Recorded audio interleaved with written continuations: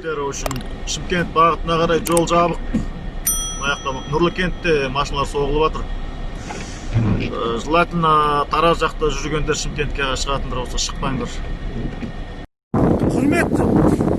Құрметті жолаушылар, 2020 жылы 28 қараша күні Жуалы ауданында қатты боран. Жолға шықпауларыңызды сұранамыз. Жол көрінбейді. Жеңіл машиналар жол көрінбейді, қақтығысып жатыр. Жолға шықпауларыңызды сұранамыз.